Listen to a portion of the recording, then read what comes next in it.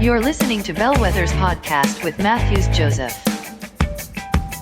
Hello, everyone. Welcome back to a brand new episode of Bellwethers podcast. And today we have Alvin J Oommen here. Alvin is joining us all the way from Philadelphia, Pennsylvania. And Alvin has two major companies called Alpha Organics at Oxford Hill. And they are known for producing some good cosmetic and hair products. So definitely by the end of this episode, I'm pretty sure you guys will go on and order some of it because the story behind this is amazing. So without further ado, I want to welcome Alvin. Alvin, thank you so much for joining us. It is an absolute pleasure to have you over here. Matthews, I'm happy to be here. Thanks so much for just your trust of your audience and of you. But just a correction, you said two major companies, bro. I promise you that's not the case, but I'm happy to share what I learned over the years. Definitely. So before we start, you want to tell about your company's Alpha Organics, and Oxford Hill. What led you to being an entrepreneur? Like, why did you choose an entrepreneurial path? What made you think differently? Yeah, absolutely. I think that the most important thing that you could ever have in your life is control over your time. If you have control over your time, that's the wealthiest. That's the wealthiest part about you. That's the wealthiest thing that you possess.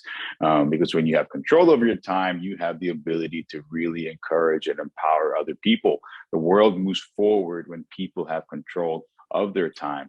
And it's not even a matter of resources, right? That's obviously a huge component of it, but it's more so what can you do with the limited hours that you have in a day and the limited time that you have on this side of eternity. I've always known that. My dad is an entrepreneur. He came into the States in the late 80s and he worked for as long as he could, but even in the middle of working with the state, he started a tax practice 27 years ago almost. And I've watched him hustle like crazy for my entire life, literally my entire life. And he created the culture in our household that there's nothing better than working for yourself, providing for your family with what you've created out of opportunities that God has given you with your own hands. And he's the embodiment of whatever you do it as if you're doing it unto the Lord. And from that, we've seen kind of God's faithfulness in our lives. And more than anything, it was the mindset that was passed down. So I always knew that I was going to find some way to, create value in the world, add value to the world by creating employment opportunities for others. I didn't know what it was going to look like. So when I was in college, I majored in accounting, primarily because I knew that it's a language of business. If you have an accounting degree, you'll never lack a job. You will always be employed. At the other side of it, I majored in entrepreneurship, which was like a weird degree or program to pursue, but it just helped me wire my headspace into this idea that, hey, you can create value by creating something for yourself. So I was getting the best of both worlds. So I knew that at some point I'd be able to pivot out of the marketplace from a traditional sense and do something and create a business on my own. I did not know what that looked like, but that's kind of when it began, for me at least. Okay, start thinking with the mindset of an entrepreneur. Even if you're going into the workplace, which immediately after college, I worked for a consulting company. And then my headspace began, be an entrepreneur. Think about how you can add value into this company as if you're the one that owns it. And what that does, it prepares your headspace to think as a salesperson, to think as someone that's empowering the clients that are coming into that company. It just helps you add value to the company in a different way that when you want to step out and do something on your own, you're basically kind of already there mentally. Now you just need to execute. And so that's kind of the early stages of entrepreneurship in my life. And it's always kind of trickled around school and outside of school. I mean, when I was in high school, they called me the candy man because I'd walk into school with a duffel bag full of Costco candy and I'd sell it for $1 a piece. And so it was always in my DNA, I would say, until I was just waiting for an opportunity to get a little bit older and execute on it differently. But that's the early stages. I can talk about the story of how Alpha started, if you'd like, or if there's anything that you wanted to ask me before that. Would love to hear about the story. So I worked for a consulting company, and when I was there, the specific role that I had was the tax consulting or tax compliance for high net worth individuals.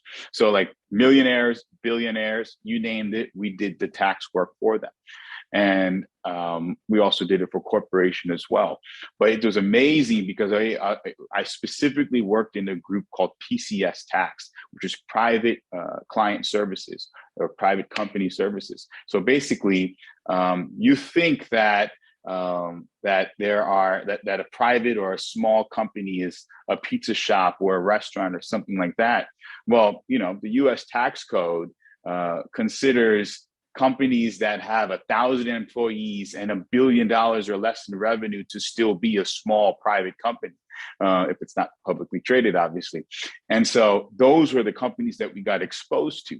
And the one thing that I noticed about those companies were that they were never involved in anything that was too complicated, or I'm sorry, not complicated, that was too exciting.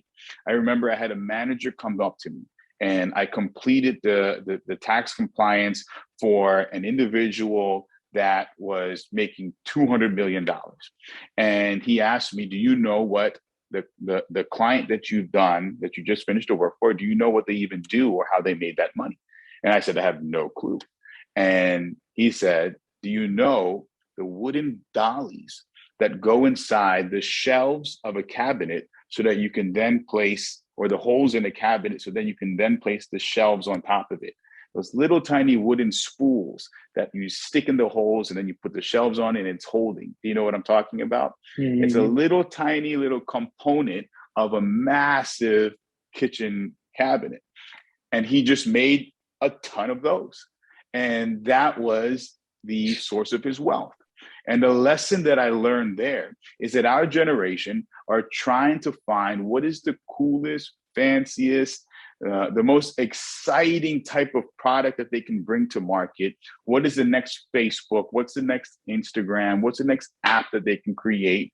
When in reality, the fastest and surest way to create a very prosperous company is finding a service or a component that is part of the supply chain that people absolutely need. And make so much of it, because the chances are there's no competition, there's very few players in the game, and you're going to do incredibly well. And so from there, I just started keeping my eyes peeled. What can I do in order to add myself or create a company that isn't the end product, but rather is part of the supply chain and part of a cog in someone else getting really, really rich from an end product. So I always will have business. I always will have clients. I always will have income that's coming in. Whereas the people who are really gifted in selling, the people who are really gifted in operations and all of that fun stuff and marketing and branding, they can take whatever we create and handle that side of it, right? My father introduced me to a man, and I met this man.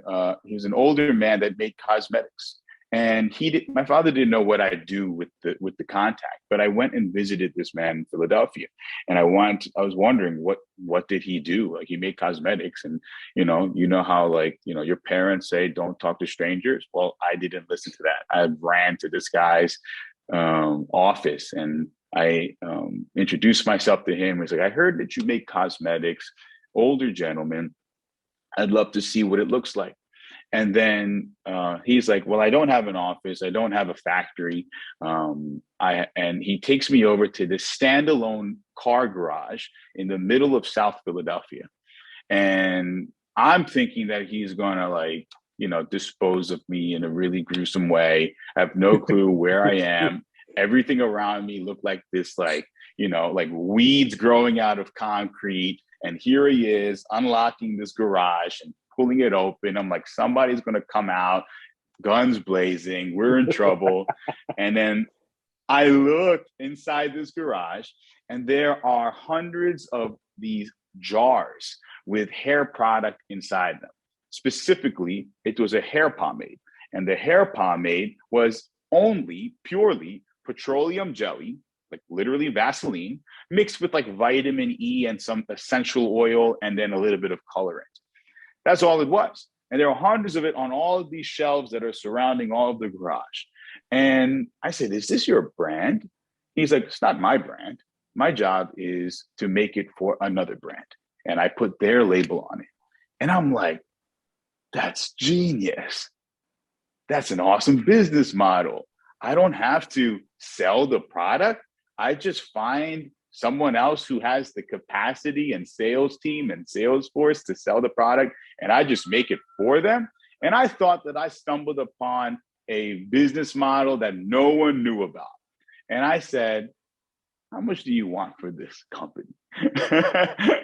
And that sounds really pretentious, but all of my friends, we had been working 2 years. Everyone was buying a car or putting a down payment for a house. I lived with my parents, and I was like, whatever I have in the bank, if you give me the formula, if you give me the rights to that client, let me take over this small enterprise. And I mean, he was an older gentleman that basically was like, he was filling these things by hand himself.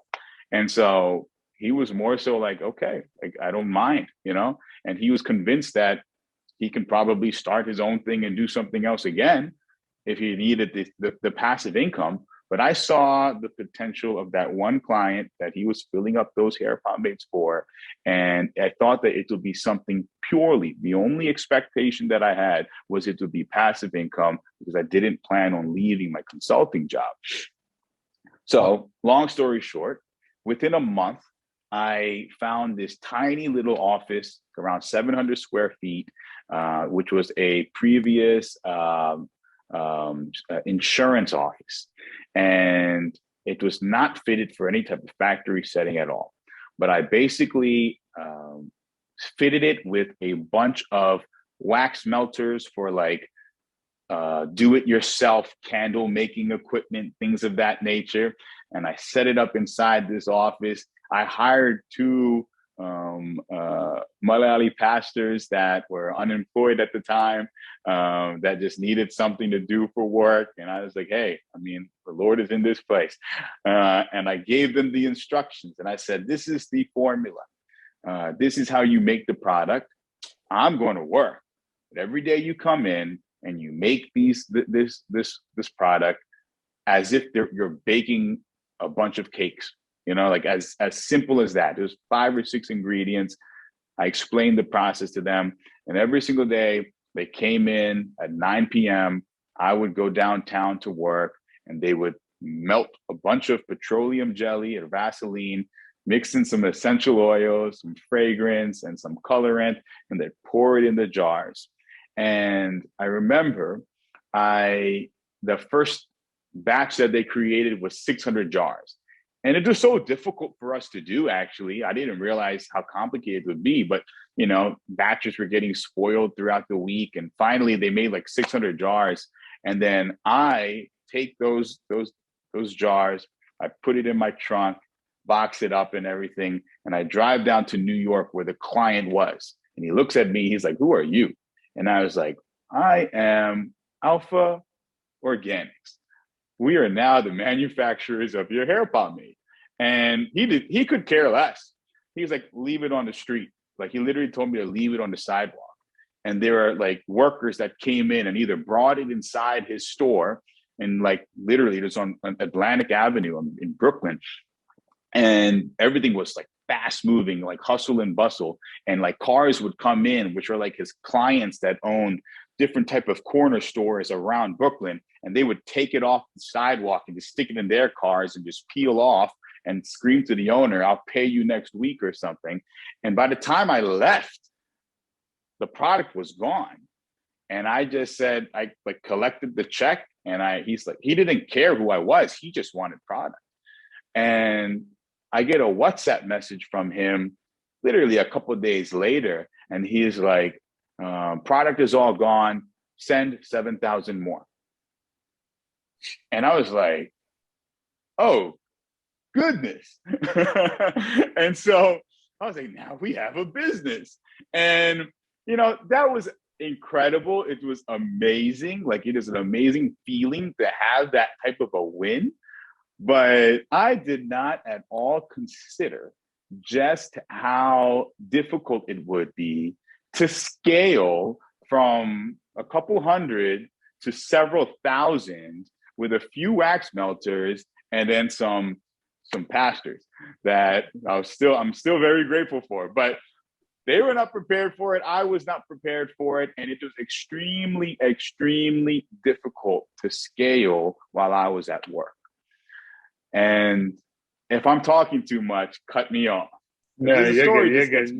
Crazier because and crazier it's really interesting. I mean, it's amazing. So just keep going. It's crazy. So it was difficult because I was working close to 80 hours a week, maybe 70 to 80 hours a week at my consulting firm. And I was just doing my level best just to make sure that things were moving at the business. So it was next to impossible. And so something that I thought that was passive income was not passive. It wasn't a passive investment at all. It was actually, I was running like two major operations, at least within my headspace, which crushed me. It crushed me. And at the same time, at that time, I began preaching. And so it was hard for me to kind of manage all these different things, but I didn't know what needed to be given up. And I just said, God, please, in your time, in your way, you take control and you allow this to kind of settle itself and work itself out. Because I had no confidence that the business, even though we were getting successes like that, we were still bleeding because we didn't have efficiency.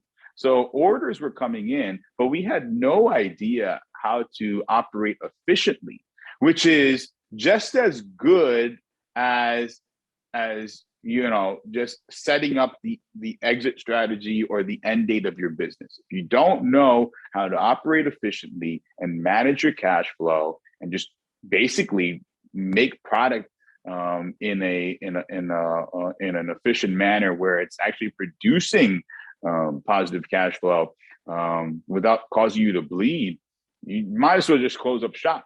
At that time, I didn't feel confident that we should close up shop. I also didn't feel confident that it can replace my business or the income from what I was making from work, the income that I was making from work, because I didn't collect the paycheck. It was years until I collected the paycheck. And so I said, God, I need you to do something here. I'm not going to close down the business, but I'm not leaving work. And I remember we were fulfilling a purchase order for the client that was in Brooklyn. And it was a big order. And a batch was mistakenly, they added a wrong ingredient that ended up destroying the entire batch, which is around 10,000 bottles worth. Wow. Or jars worth. And I get a call from an employee of mine. And it was a very, very, very difficult thing to swallow because all of that material was basically not salvageable. We could not do anything with it. And so when I took that call, when I saw the phone was ringing, I was at work and I saw an empty office inside in my floor. And I just walked inside the office. I closed the door and I took the call, and I was very frustrated. I was very, very frustrated. And I said, how could this happen? What did you do wrong? What could you have done to salvage it? What can we still do? We have a deadline. So many different things that were coming out of my mouth. And I was trying to keep calm and keep my composure. And I thought I was doing really, really well. And I was upset with myself that I just wasn't there in the business. I was at work focusing on someone else's enterprise instead of kind of building what God had given me stewardship over, or taking responsibility over that. And I remember leaving the office, closing the door behind me, sitting back at my desk, and then I get a message on my laptop, and an individual who was a partner at the firm that I was working at sent me a message, say, can you come see me? And turns out he was in the office that was immediately next door to connect those. It was the next door office to where I had that call. And he said, Alvin, I walked inside his office, like, Alvin, are you operating another business somewhere else? Because I heard the call that you had. And I said, no, I'm sorry, sir, I am. And he's like, your part of your contract doesn't allow you to have an operation outside of this firm. It could be a conflict of interest, and it also takes away from your efficiency here. Are you willing to leave that business? And I'm giving you the condensed version. And then he's like, I need you to think about it, and tomorrow come back, see me, and make a decision. But we can't have you do both at the same time. And the next day I walk in there, I sit in his office, and I said, I'm so sorry, sir, but I cannot leave that business. I think that there's something here. There's some potential here. And then he said, well, I'm sorry to say it, but you're fired. And then I kind of felt like a little bit of a gut punch. But then he finished the sentence. He says, but only in 6 months. And I said, I'm sorry. He said, we'll lower your hours down to around 35 hours a week, which was basically almost half of what I was working before. And we'll let you stay here for another 6 months so that you can continue to get paid as you're building your business, and so that you can collect your bonus at the end of the 6 months. And I said, why are you doing this? He's like, well, we're going to keep this hush hush. We don't want other employees or your coworkers feeling kind of slighted by this, about any type of treatment or anything. But we appreciate the entrepreneurial spirit that's in you. And we're not going to stifle that, or we're not going to limit that growth.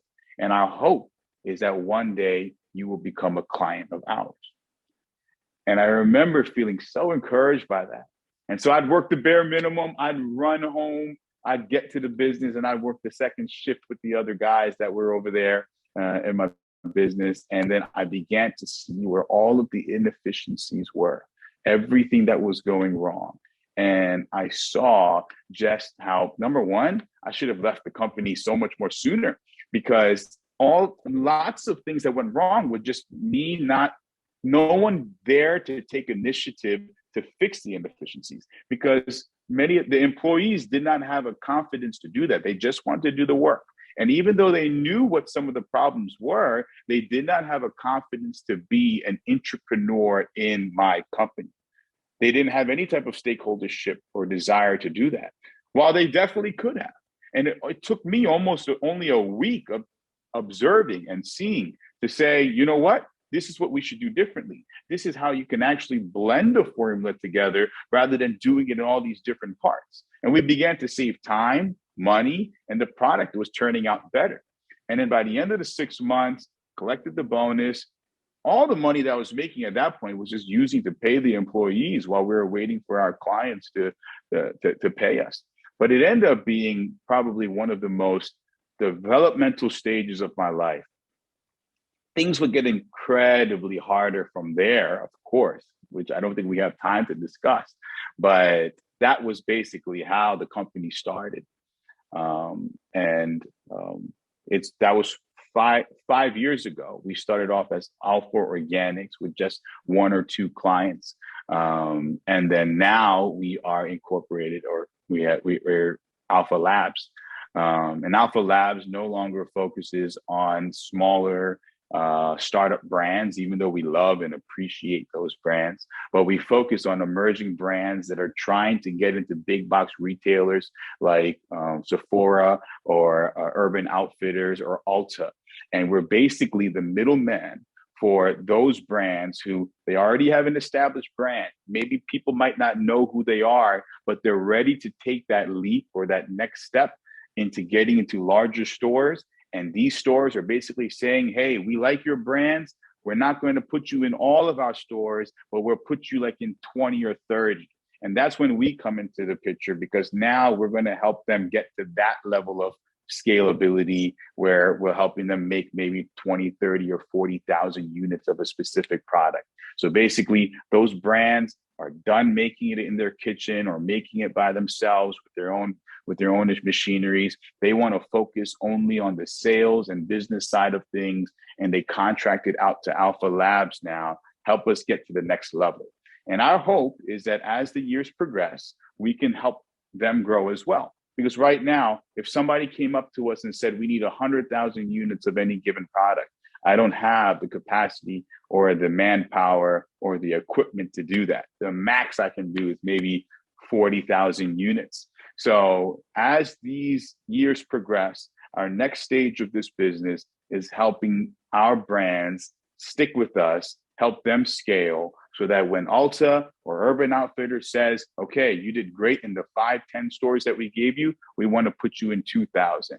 That's when we can come in. We want to be able to grow with them. And so as they succeed, we succeed, and vice versa. Oxford Hill is a passion project, actually. People think that that's my main business. That's just like a little side hustle that I have. I like making hair products for myself. It's very difficult to find a product that I don't have it in right now, but I have a sea salt spray that we're making right now, which hasn't been released on Oxford Hill, but it will. But I made a hair product that I was using by myself for like almost a year. And I was like, oh, I think the world needs to experience this. And it just consistently had many different revisions. And I just made a website and told a couple people about it, made a few TikToks, which those were crazy for us because I made one video that I thought that nobody would watch. And then it ended up getting like 500,000 views. And then from there, like we started, then like I made a second one, which was getting like 100,000 views. And like, then I started understanding TikTok and how that works. And then we just found huge success from the TikTok community. And then Oxford Hill ended up becoming something that, had some substance to it. And now we're just consistently trying to make the product better. Clients will come up to us or customers will come up to us and say, it kind of didn't work for me. And I'll say, well, what didn't work and how can we make it better? So, it's awesome that they're open to giving us feedback and we consistently make the product better. And so Oxford Hill is just something that's on the side that I don't want to see die. So every week, I or someone that works with me would make some more product and we'll just keep it on the side, ready to ship out for orders that come in. And, hopefully one day that can be something that, we can see inside some pretty cool stores on some pretty awesome shelves if enough people believe in the product. But that's essentially the high level story. And perhaps the next episode, we can discuss all like the other traumatic things that took place in the last 4 or 5 years leading up to now. Definitely. Yeah. I'll hold you on to that. I'll definitely take that. But I don't want to jump the gun here, but I have a question here. So did you go back to your previous company, the consulting company, as a client? I'm still a few years away from that. I would say that we're still around so the last year, the business took a very, very difficult turn because the number one, COVID created a lot of supply chain issues. So we had to switch entirely from cosmetics to just making sanitizers. Our clients were shut down even. And then from there, like we learned like there's so many internal issues that happened, which included like our employees, myself, my leadership ability, not being able to keep up with the scalability of the company or how it was scaling. And so we ended up having to just hit a reset button. And that's an amazing story where as of this year, we got into certain types of clients that are in the stores that I had described and are looking to get into those types of stores. And so now the second phase of our company, actually, I consider it like our seventh phase, actually. But like, we hit the reset button so many times, and that's part of having a growing company. You need to you're going to have internal failures that you need to kind of look at and say, okay, am I closing up shop or am I going to do something a little bit better? And that's what we ended up doing. And within a few months, after learning how we were so inefficient as we were scaling with Alpha Organics, we kind of took all of those mistakes, and created Alpha Labs. And almost immediately, by God's grace, it led to the types of clients that we have the honor and privilege to be able to serve today. And so because of that, like, I would hope that in the next year, 6 months to 2 years, I'll contact the partner of the firm and say, we'll be really annoying, but can we come as a client? Definitely. And I sincerely hope that happens very, very soon. And I can't wait to see how Alpha Labs and Oxville is gonna grow in a massive scale. Although, like, I want to jump into my next question here. Like, as an entrepreneur, I'm pretty sure you have had multiple ideas coming, like multiple avenues. People are coming up with you saying, "Hey, this, I have this idea," or somebody else coming up saying, "Hey, you want to collaborate on this?" And all these ideas come in. So how do you determine which ideas are worth pursuing and which of them you should say, "Hey, not now"?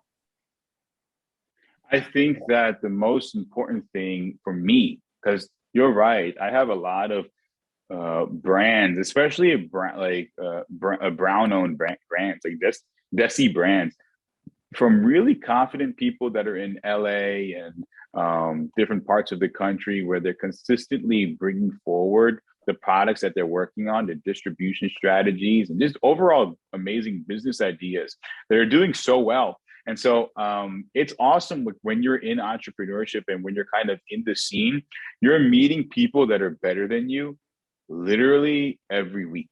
And it's all the time. Like there's like, this is such an amazing community where like people want to help each other out. It's not as competitive, in my opinion, as other people think, unless you're trying to engage with people that are in your industry. And so I get to meet a lot of awesome business owners and cool products that they're releasing. And there's a lot of people that pitch different business ideas that they have. I think the most important thing for me that I look at is, does the founder have credibility in the space? And that doesn't necessarily mean, are they an expert that's been there for 20 years? It's, do they have a passion for what they're doing, what they're pushing out into the market? And do they have the enthusiasm to be able to get it into the hands of the consumer? The second thing that's really important to me is they need to have a distribution strategy. Like, you need to have some sort of idea as to how to take a service or a product or whatever you're making. You have to have a solid plan as to how it will convert to revenue. And I think that there's so many people that unfortunately don't have a solid grip on, how to make money with something. To be straightforward, things you don't want to bleed when you jump into a venture. And so I'm not too excited about like businesses that don't necessarily have a plan of execution, but I would be excited about things like that if the founders were really, really enthused. Like, there's some people that have like this innate ability to just make things happen. Like, they have the Midas touch, where like anything that they touch happens. Those are people that are worth taking bets on. But the biggest thing that I look at, if it's like brands or companies that are already kind of just starting off, is and they're pre-revenue, or they don't necessarily have the product launched yet. It's more so, have they identified that there's a need for this? Is the market saturated? And do they have a plan or a distribution strategy to get this into the hands of the consumer? Whatever that might look like. I personally like the industry that's like more obscure, like manufacturing. Like, I don't like businesses that are the final product all the time, but is your business something that is a cog in the wheel that eventually someone else can get the final product out of? In other words, I like businesses that are part of a supply chain, not the final product itself. I think that they're very, very lucrative businesses to be in. But I hope that answers. Yeah, that definitely makes, that's something. Yeah. So my next question is like, you worked with while starting Alpha Organics, or which is now Alpha Labs. You guys did do a lot of stuff. Like, it was hard to balance like both your consulting job, which is 9 to 5, and also your business. So if you actually look today, like, there's a lot of people who want to pursue a business opportunity and want to become more into the business field, and also at the same time they have a 9 to 5 job. So what are maybe say 3 tips that you would tell them is a healthy work business life balance? You need to sacrifice something for sure. I would say that today you will have more time than tomorrow. You absolutely will. Your responsibilities day by day are going to continue to increase and grow. If you are a younger person that is not married, doesn't have kids, I would say, not to be like harsh, you have no excuse. If you have an entrepreneurial bug, there is absolutely no excuse. If you have a laptop, you are able to, or an internet connection, it is so easy in today's day and age to be able to release something into the world that can produce some type of revenue. So for that category of people, actually for everyone, if you have a product, if you know of something that has a proof of concept, meaning that at least 10 people will buy it, then you have a proof of concept, and you should be willing to kind of jump all into it. So number one, there's a lot of different factors. You have to understand, all right, what do you need to survive, right? If you are not living at home, if you're not, if you're self-supporting yourself, and you have a wife and you have a kid or a husband, and there's so many different things that you're managing, well, okay, it's going to be more difficult. But after work, there are still however many hours in the day before you really need to sleep. And that is when you should be working on a proof of concept for whatever business or idea that you have. From there, it's essentially, can you executing on that, push something out into the market, whatever that looks like.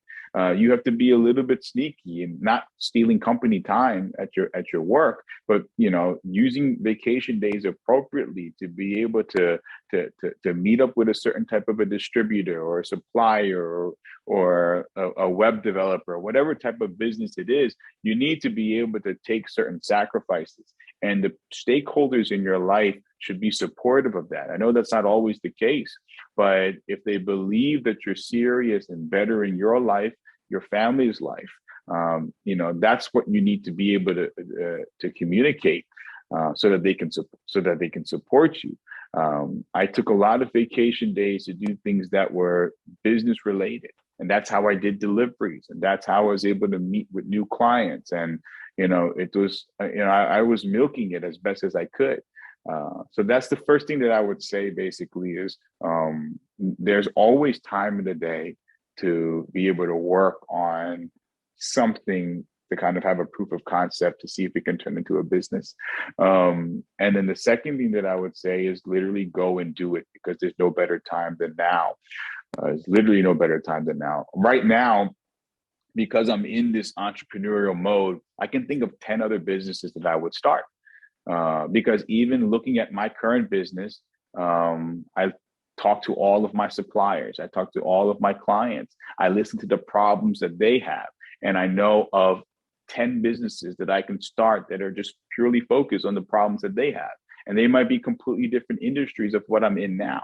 And so the first business that you start, it might not succeed. It might actually fail, right? But in the same time, I would argue that mine failed, right? Even though I'm in the exact same industry and I just kind of hit the reset button, you learn what you can do better and how to actually make it work the second time around. At the same time, you're also able to kind of see what else is happening in the field. Perhaps the first business you start might not be the best idea, but in the process, you think of something else, of another problem that you come across that's even it's an even better business model. And so that's, I guess, I don't know how many pieces of advice that I gave there, but I would 100%, if I can summarize everything, I would say you need to go forward and actually pull the trigger and do it, because there's so much opportunity here. And I honestly think that anyone can succeed. Just don't try to look for something that requires you to reinvent the wheel. It's not necessary. Or don't do something that requires you to beat out all of the competition. You can take any type of existing idea, because the proof of concept is already there. And all you have to do is package it differently and make it 1% better. Perhaps your competitive advantage is your customer service in that type of in that model. Perhaps it's the packaging. Perhaps it is the speed at which you deliver the product to a consumer or a customer. We're always looking to figure out what can we do that's so unique. But there's actually other factors involved that can help you win clientele that don't even require you to lower a price. Sometimes people say, okay, if I can make this product just a little bit more cheaper, I'll get business. Yeah, that's true. Or you can actually figure out a way that you add more value to a potential customer and increase the price. Right. So that's the one thing that I would say. Just do it, and don't try to reinvent the wheel, and don't try to jump into a space that's overly saturated. That's a few of the most important things that I can suggest to other people. Wow. Okay. I think that's like really, really good stuff, what you just said, but the part where sacrifice, where that is important, I think that's the most crucial one, because without sacrificing, we don't really get anything. We can't just especially, all of us, like the Gen Z and millennials, we feel like we don't need to sacrifice stuff. We need to get stuff. But again, that's just the myth. You definitely, therefore, if you want to get something, there's always a price. So yeah, I think that's definitely the point. And the next part, towards my last question, this, I think this is something that most of us actually go through, is about burnouts. Especially that's very, very common in almost all the firms today, I would say, is burnout, especially the ones of the small businesses are actually coming up, where they see a lot of burnouts within their employees, within 5 employees, or even if it's 2 or 3. But also at the same time, we also need to create a sense of urgency within these people, within our employees. So as an entrepreneur, as a leader, and as a CEO, how do you think we can create a sense of urgency within our team without, in fact, burning them out? You need to give them stakeholdership in your vision. They cannot feel as though that they are a cog in the wheel. Speaking from an employer perspective, our employees need to feel as though that they are part of the solution, that they're adding the same type of value, if not greater value than us. Leaders, you need to truly, humbly come forward and act with the mentality that you do not know it all. The best piece of advice that I've ever gotten, that I tell everyone, is don't be afraid to show what you don't know, because nobody likes someone that thinks that they have all of the answers, and in the midst of that, they don't feel like people want to invest in them. The best thing that I've done for myself is ask for help and put people around me that know more than I, that are better than me, that are smarter than me, and can look at whatever I build and say, you did this all wrong. It's actually more efficient if you do it this way, this way, this way, and this way. And so I did not do that for the first 4 years of the business. I remember getting agitated when my employees would kind of suggest, oh, I think it'd be better if we did it this way. And, there sometimes, and thank God, the God helped me really kind of position myself out of this type of a headspace. But you kind of get upset that you didn't think of it, or this person doesn't see the bigger picture. How do they know that? So what I've learned is, as a leader, I need to be okay that I will get things wrong, and that there are people that perhaps are under me that know so much better than I. And when they get that type of respect, when they get that type of appreciation, they feel more committed to what you're building. And they begin to think how they can grow within the organization. You should never, ever make someone feel, because they will burn out. You should never let them feel as though that where they are will be where they are forever. You should be able to kind of present the vision that this is my idea for this company, and this is what it will mean for you. So you're constantly helping them identify what's in it for them in the long term. Yeah, the easiest thing you can actually do is give, like if you have a business, give your best employee equity, or ownership of the company in some respect, or pay them very, very well. But more importantly than all of that, or in addition to that, they need to feel as though that they are not just someone that's riding the bench, but they are people that that you trust, that you depend on, and you give them freedom to add value. So that's burnout for like our employees and our people. They're human beings, and they need to be treated with value and respect, and not feel as though that they are expendable. For leaders, I would say entrepreneurial community is important. You need to be around other people that are experience the same level of tension and pressure that you are. And there's many people out there, and they're always looking for each other, because entrepreneurship is one of the loneliest games that you can be in. Very few people understand the pressure of making sure, are we going to hit payroll on time? Are we going to make sure that, are we going to make rent this time? The looming recession, how is it going to impact our industry? It's one of the most anxiety driving parts of life for entrepreneurs. It's like the uncertainty of tomorrow. Christian community in general is amazing. Christian entrepreneurial community for me has been so powerful, when we're kind of all in the same boat, and everyone is kind of speaking life and producing faith for one another, and saying, you know what, no matter what happens, we will come out victorious. We'll be okay. We might lose everything, but it's all about the perspective that we have. Entrepreneurs, for the most part, I've noticed, can stay on mission, can stay focused, and they have this enthusiasm to say, you know what, if I lose it all, I'll just do it again.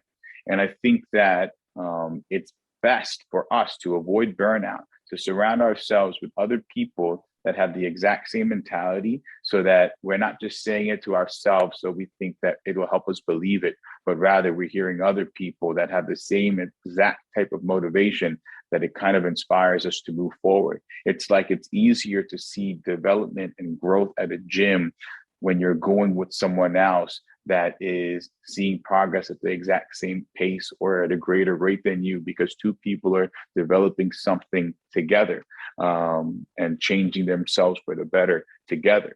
Or rather, if someone is doing it by themselves, they might feel as though, you know what, I'm not good enough. I don't know how to do this. I'm not going to succeed. The same applies for business. Don't do life alone.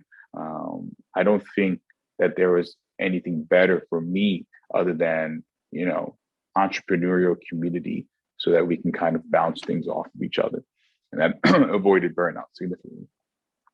Oh, I think that was like some amazing stuff that you just said, especially where we are a community, especially the Bible puts us like two is better than one. And it's always good to be around a community with always people who are actually like-minded, who think in a different wavelength, who think in a more expansive way, where they can look at stuff in a concept where they're vision thinking and far thinking into the future, and that's definitely needed. And definitely all those things you just said, especially your story, that that reflects a lot. How the process of you from an accounting student that who got a job to where you are right now. And I think that story and that journey is actually amazing. And I feel like anybody who hears that definitely would just go for it. And definitely will love to see how God is actually doing these amazing stuff to you, how your story is actually impacting people, and that one small step of decision that you just took. And, and also one of the things that I think one of the main takeaways from that story is your boss who just said, we're firing you in 6 months. And, which is amazing because, today that's like something amazing to see, because people need to see the potential that person saw in you. And the same way today, we don't see that, we don't encourage people or appreciate people the way they should be when we see potential in them. And the moment we start doing that, they can be the real deal breakers and change makers.